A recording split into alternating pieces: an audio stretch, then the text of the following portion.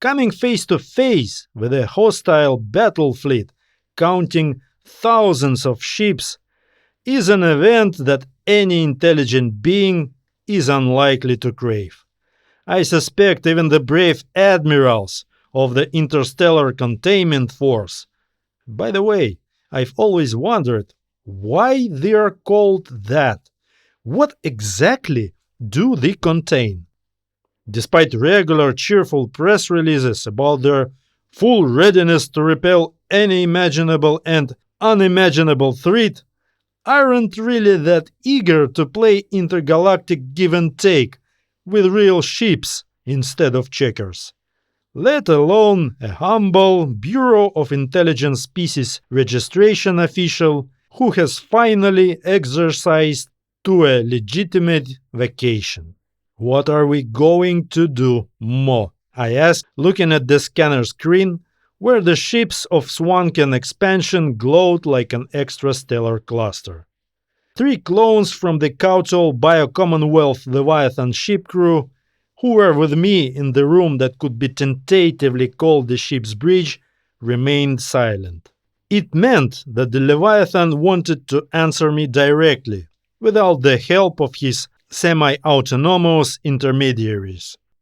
"I don't know, yet," came a voice in my head. "You expect something very impressive from a giant living intelligent creature. Some deep, powerful bass, or a mental version of it."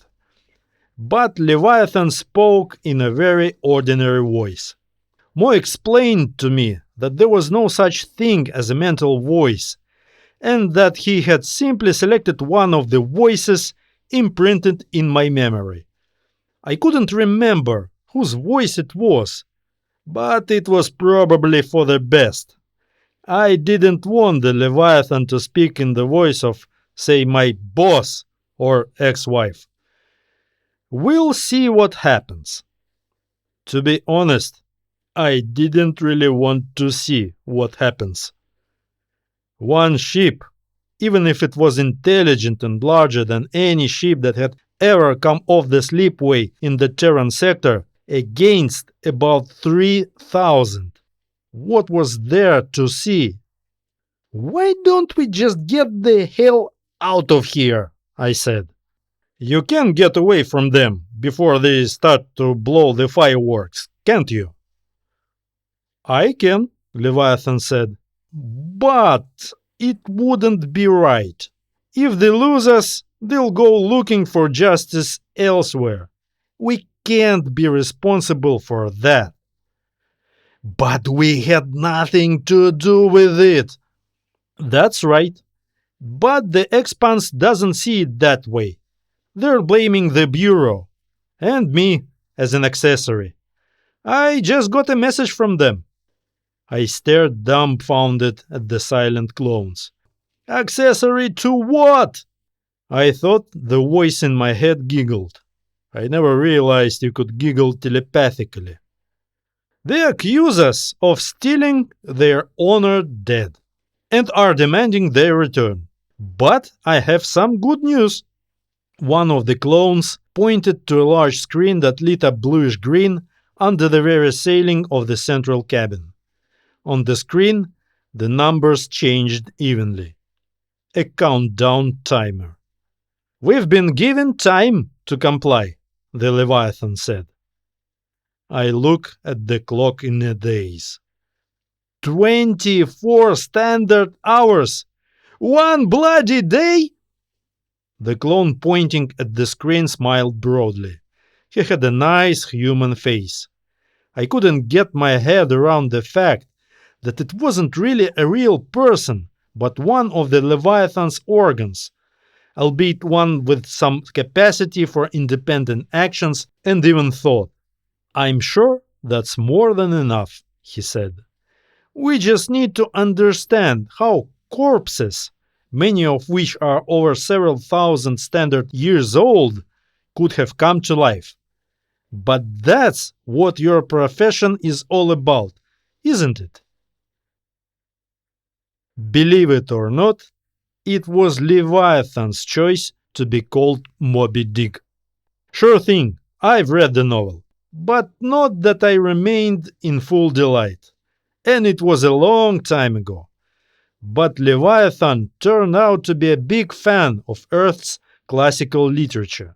Since his identification in form field was impossible to translate into any of the oral galactic languages, he chose a simpler semantic construction as his name. Our relationship, after that incident with the poor guy who managed to scatter his identity all over the galaxy computer systems, had become quite friendly. So I addressed him simply as Mo, although I'm not sure that a giant living spaceship, capable of reading, at least partially, the words addressed to it directly from my brain before I even uttered them, cared much about how I was spelling his nickname. The idea to visit the circular grey hole in the Chang'om system came independently from both of us. You might say that as entertainment it sounds somewhat cringy and even suspicious, and you would probably be right, to some extent at least. But cemeteries and crypts have always been objects of tourist interest in many cultures. The Grey Hole has been used as a ritual burial place by several successive third sector civilizations for nearly 500,000 years. Unfortunately, since the Great Singularity took over, things have gone wrong. And the first to suffer were ancient traditions, like the Chang'om funeral rituals. And not in the sense that they were forgotten. Quite the opposite.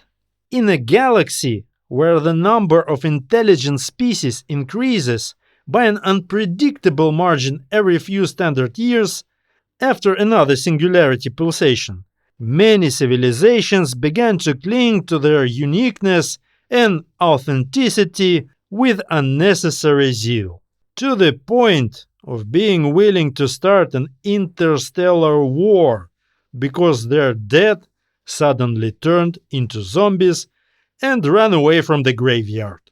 Look, there were only 7 ships in the ceremonial fleet, and the Expanse brought a fleet the size of half a galaxy arm. Why don't they catch up with their fugitive dead and bring them back to where they belong? They couldn't have gotten very far on the old iron rusty buckets, I said, addressing one of the clones. Even with my extensive experience with Kautal Leviathans and, especially with Mo, I still found it very confusing that the units of their clone teams were not independent individuals, but merely organs of one vast intelligent being. About 130 years ago, this had caused serious friction between the Kautal Commonwealth and the humanoid races, who had tried to accuse the Leviathans of slavery. By the way, it was the Bureau's intervention that helped resolve the misunderstanding. No other galactic organization had accumulated as much experience in determining individuals' intelligence level as the Bureau of Intelligent Species Registration. And yet, when dealing with clones in person, it's still damn hard to escape the perception that they're independent individuals, especially if the Leviathan who owns them is a devoted terraphile and intentionally breeds them to resemble Homo sapiens as much as possible. In this case, a damn attractive female Homo sapiens. They can't, she replied. Or was it he? Is there any sense in defining genders when dealing with those clones? I forced myself to return to the conversation. At least Mo was reasonable enough to get his clones clothed. Even reanimated, they're still honorable dead ancestors to the Expanse, and any violence against them is considered body abuse under expansion law. Burial in a grey hole is the highest honor that in their culture can be bestowed upon an individual posthumously, which is why the bodies of only chosen ones were on the burial ships, the best of the best, the color of the nation, if you will. So their hands are tied, both ethically and legally. I felt like my head was spinning, both from the crazy deal with all the escaped dead and from the bright red hair and stunning shapes of the female clone. And how come we are allowed to abuse their honorable dead? I asked, trying to remind myself that now I was not talking to a stunning beauty looking like it came from the Saturday holo shows for adults, but the intelligent living ship several miles long. We're not subject to their jurisdiction? Partially, the clone replied. First of all, they consider us the culprits of what happened. And secondly, they have a very complicated religious and philosophical system, the development of which eventually led to certain distortions in assessing the level of intelligence of the Swankenians themselves and the races interacting with them. As an employee of the Bureau, you should know that. I shrugged. I've never worked in sectors where the expansion is present. Thanks to Singularity, there are so many intelligent species in the galaxy now that I don't have time to go into the ramblings of each one of them. While I was making that excuse, my brain was slowly digesting the confusing phrase the clone had just said. Wait, I said suddenly, puzzled. So they don't think we're intelligent, or not intelligent enough to be subject to their laws? That's about right, the clone nodded. But that won't stop them from firing at us if we don't meet their demands. And then go looking for justice further afield, in sectors controlled by humans and the Bio-Commonwealth. No wonder their own dead escaped them, I sighed. You'd have to be quite pompous fools to think you're unquestionably smarter than any of your galactic neighbors just on the basis of your own religious dogma. When I get home, I'll be sure to check their certificate with the Bureau. It will be very interesting to read expert opinions about the expansion itself. The expansion is one of the founder civilizations, the clone said, smiling charmingly. It was getting harder and harder for me to concentrate on the problem. They were certified a priori, without any additional research. Even more so, I sighed. Okay, where did that squadron of the living dead go? I took the liberty of making my own decision, Leviathan said directly in my head, while the cloned beauty stood up and left the cabin. I looked at her regretfully, desperately hoping that Leviathan couldn't read my fantasies about her. We've already caught up with the funeral fleet and are now on a parallel course, synchronizing our speed. Are you ready to negotiate? The biomodule is waiting. It didn't surprise me at all that I was the one the Leviathan thought should go to the negotiations. In the end, he was right. That's what my job is, to figure out how intelligent the next client is and what the hell everyone is supposed to do about it now. For a race of pretentious snobs like the Swankenians, their funeral fleet didn't look too impressive. Apparently, along with arrogance, one of the expansion's main virtues was stinginess, or, to put it bluntly, avarice. The ships on which the honored deceased went to their eternal resting place in the bowels of the grey hole were decrepit iron freighters, painted for the sake of solemnity with ceremonial inscriptions and patterns. Given the lack of hyperdrive, one can't really run away on such an excuse of ships. Leviathan had calculated their trajectory and informed me that the funeral fleet was headed for a neighboring arm of the galaxy, which it should reach in a few thousand years, provided it didn't decide to switch the course at some point. In the most idiotic traveling contest, these guys could definitely qualify for a prize. On the other hand, considering that all died once already, there was no hurry for them. Or do the reanimated dead also have some sort of lifespan? Or how would you call it? Existence? There was no communication with the funeral fleet, though the ships were supposed to have some means for that. After some thought, I agreed with Leviathan that we had no choice but to send the warning and go to the fleet personally, and there docked with one of the ships, preferably the lead one, to see what happens. The damned phrase was starting to annoy me, but I couldn't think of anything better. "I believe in you," Leviathan said when I was already sitting in the biomodule, heading for the flagship of the funeral fleet. "You have a rare gift for solving the most intricate problems by relying on intuition." I'm not too familiar with the expansion's shipbuilding trends, but as I approached the angular flagship of the funeral fleet, I became increasingly suspicious that no one had ever used this ugly thing to transport people. Not alive ones, anyway. It looked more like a vintage ore carrier. "Is that why you sent me out without support?" I asked. "I only hope that as undead, the Swankenians have lost some of their aggressive arrogance. My calculations show that the positive outcome of negotiations is negatively related to the number of negotiators on our side," Leviathan said. "But, just in case, I'll keep a couple of biomodules with soldier clones on standby, just for your peace of mind." Well, that message didn't do much for my peace of mind.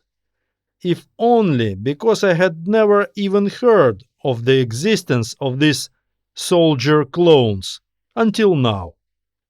The Swanken expansion was a vast interstellar civilization formed by only one intelligent species. It's a pretty rare thing nowadays, but given everything I have just learned about it, it's understandable. The galaxy is huge, and even before the Great Singularity, there was plenty of room for the most bizarre evolutionary twists.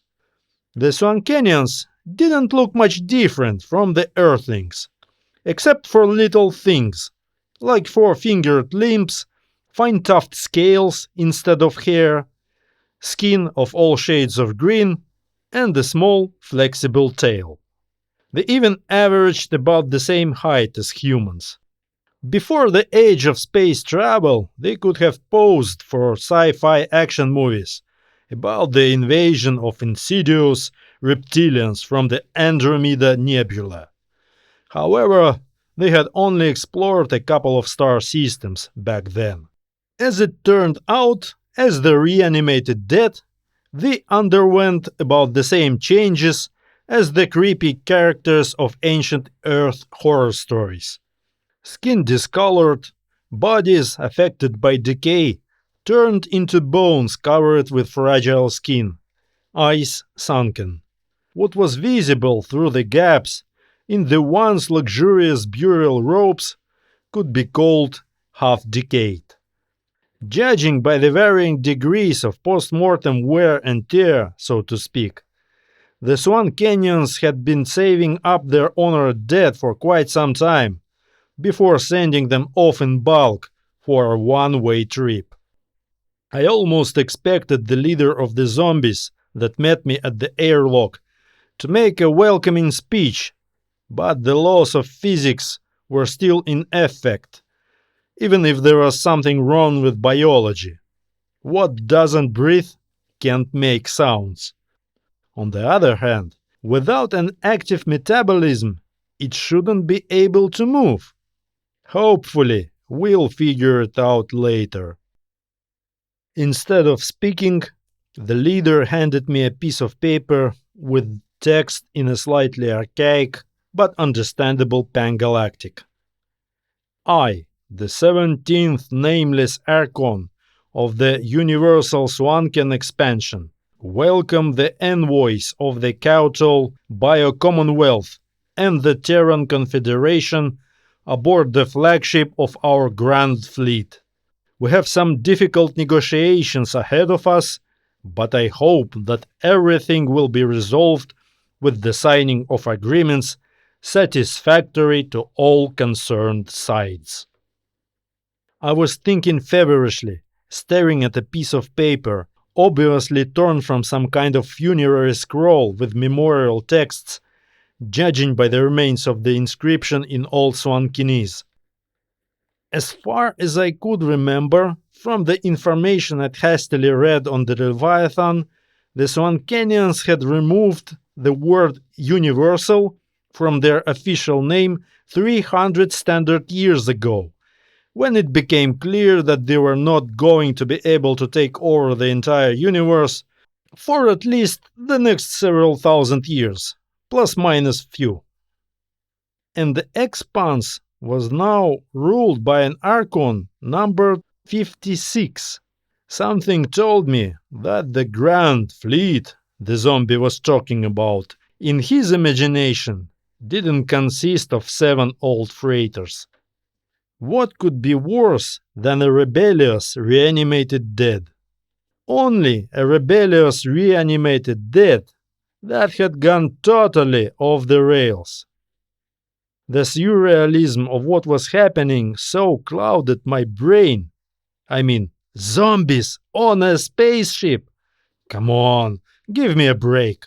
That I found nothing better to do than to make a ceremonial bow and declare with as solemn look as possible.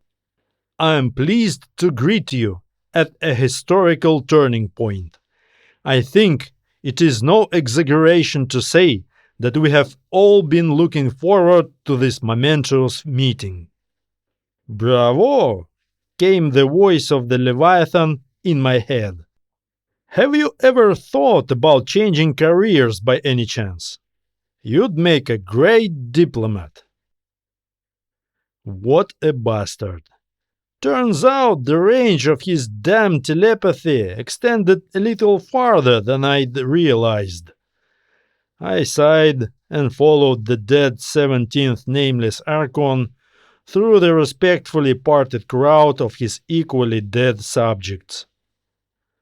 Let's assume that in the Swanken hell and heavens, all gates are locked for now, and corpses, especially those of many centuries of freshness, cannot come back to life. What does that mean? I'll be damned if I know! I almost yelled, but the procession of the royal dead paid no attention. Either their hearing was bad, or their brains were. I agree, I replied mentally, but I have absolutely no idea how you can make a mummy move and think, black magic aside. Plus, these decayed guys clearly believe themselves to be the very individuals to whom the bodies once belonged. How do you explain that? Leviathan paused. Look, we need any information we can get. Any books, inscriptions, anything that can tell us what's going on these ships. I looked around. I've been inside old decommissioned ships many times before. All of them, in a way, look the same, dreary and doomed. The crew of a couple thousand long-dead Swanken aristocrats, or officials or priests, whatever, only reinforced that impression. Apparently, those who prepared the ships for the ceremony didn't care much for the interior. I was quite in agreement with them. Who cares what space coffins look like from the inside, heading for a place from which there is no return? Sorry, Mo, but I can't read Swanken. That dead nameless fella wrote in Intergalactic, and everything around here is labeled in their native language. That's okay, Leviathan replied. I can. If I spot anything interesting, I'll let you know. You can hang on a little longer so I can make out the writing. Oh shit. That's reassuring, knowing that a giant ship can tap directly into your eyes. But I didn't have time to process this confusing discovery, because we finally entered the spacious hold and the 17th nameless Archon sat on the throne made of old plastic cargo pallets. The sudden movement caused some of the cloth to crumble into small decayed flakes, and the thin silvery metal mesh of the base became visible. Probably something like those old crinoline things, I thought. As I moved closer to the throne, 17th took up a small slate board, the kind that is used to draw assignments for children in nurseries. We need allies, I read. A great war is coming against usurpers and invaders.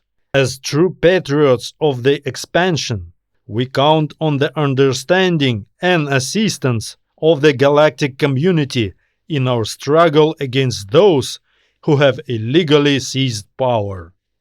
I nodded, having no idea what he was talking about. What was that about?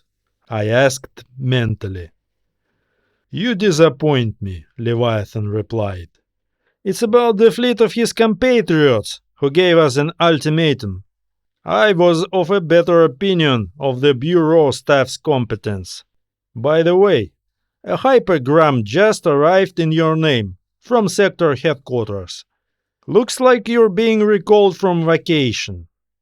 Listen, I just noticed that they have some writing on their garments too.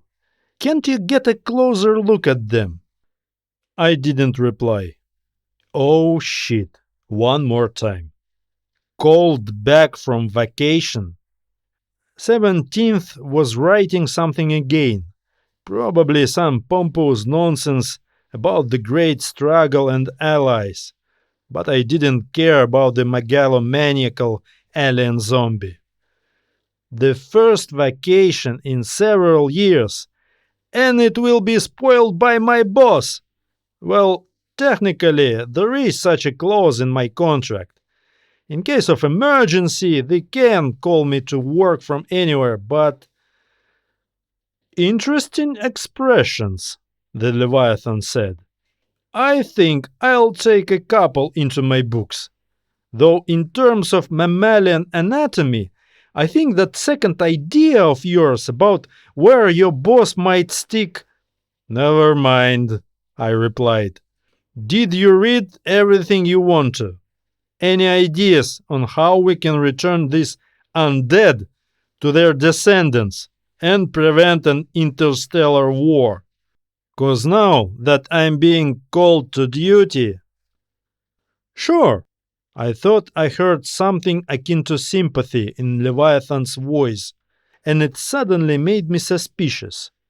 What was he sympathizing with? The fact that I had to go back to work? Or what I had to do on this stupid dead spaceship? All you have to do is undress them. Stunned, I didn't even immediately notice that the 17th Archon had been standing right in front of me for some time now, holding out a plaque with new scribbles. We need troops, weapons, and warships. If you refuse to provide them to us, we will consider you an agent of the usurpers and put you on a show trial. You have half an hour. These Swankin guys have an unhealthy passion for ultimatums, I thought. No wonder they don't get along well with their allies. Do you see that? I asked the Leviathan. Of course I do. And I have to say, I think it's about as good as it gets. I sighed. What exactly? That I'm going to be executed by crazed zombies in half an hour? After your suggestion to force them into a mass striptease, though, nothing surprises me anymore. I'm sorry, but I'm not in the mood for stupid jokes right now. I have to think of something to lie about that won't get me thrown out of the airlock. Why bother with lies? Leviathan said. Tell them the truth. Tell them that the first recruits will be coming aboard in as soon as 15 minutes. Ahead of your outrage. No, I'm not crazy. And I haven't decided to join the Swanken Crusade of the dead ones or alive. It's just that I know what happened here and how to resolve this situation. As you may have guessed by now, there are no miracles, and the long-dead hierarchs of the Swankenians were not resurrected after all. The pulsation of the Great Singularity is certainly a thing of paradox and power, but even it is incapable of such a thing. However, having passed through the lens of the circular grey hole, it changed its influence to such an extent that a series of highly unlikely events occurred on the ships of the funeral fleet. First, the pulsation, as it did hundreds and thousands of times before, made sentient something that could in no way reach a sentient state before. The Bureau of Intelligent Species Registration regularly encounters cases of computer networks and individual big cores suddenly gaining self-awareness. But in this case, amplified and distorted by the influence of the grey hole, the pulsation managed to pull up the rather primitive mainframe of the funeral fleet. Hell knows what it had rewired in its electronics. The simple device, redesigned solely for storing information about the honored dead, in other words, a library of obituaries, suddenly became intelligent and tried to realize this fact based on the available data. Those damn obituaries. The next coincidence was that this computer, of course also long decommissioned like everything else in the funeral fleet, had once been part of the Swanken medical network and was responsible for controlling the surgical nanobots. Obviously, there was no need for medical base in the funeral fleet. But the Swankenians had always had a soft spot for nanotechnology. For example, they used them to maximize the preservation of the dearly deceased. The metallized fabric of burial garments was part of the control systems of these nano-embalmers. I looked at the screen. Stacked back in sarcophagi, the bodies of dead Swankenians without their ceremonial garments looked much more ordinary. How did you figure it out? I asked. Behind me, the several clones from the Leviathan's crew were remotely controlling the expansion's funeral fleet. Or maybe they were just pretending to control something, so I'd still have a sense of involvement. Surely, a Leviathan could do it directly. Inscriptions on funeral clothes, a voice said behind me. I didn't turn around. What's the point? I was literally inside the intelligent creature speaking to me anyway. In addition to all sorts of ceremonial phrases, there were the manufacturer's details too, the factory where the garments were made. I dug into Swanken databases and found out what the factory was producing. After I found out what kind of computer the Swankenians used to store the burial archive, it hit me. All I had to do was check when the last pulsation of the Great Singularity was recorded. That's where the message from the bureau came in handy. "It's crazy," I said. "I would never—" "Wait, how did you get to the Swanken databases? They didn't seem very cooperative." "Hacked into it, of course," Leviathan said. "These guys need to pay more attention to cybersecurity. Although, all things considered, maybe they shouldn't. Anyway, I didn't tell them about it." I remembered how, amid my surreal discussion with the Swanken nanozombies, several clones had entered the hold and all the Swankenians suddenly froze and then dropped dead to the floor. Pun intended. As Leviathan told me later, he had picked up the frequency on which the computer was controlling the nanobots and blocked it out with powerful interference. An electronic version of Exorcism. Nice. The image on the screen began to ripple and twitch. The funeral fleet was already very close to the grey hole, and the signal from it reached the Leviathan and the expansion fleet with great difficulty. "So, are the Swankenians happy with the way we handle the situation?" I asked. "In general terms, yes," Leviathan said. I thought the voice had changed. Probably it was another clone speaking.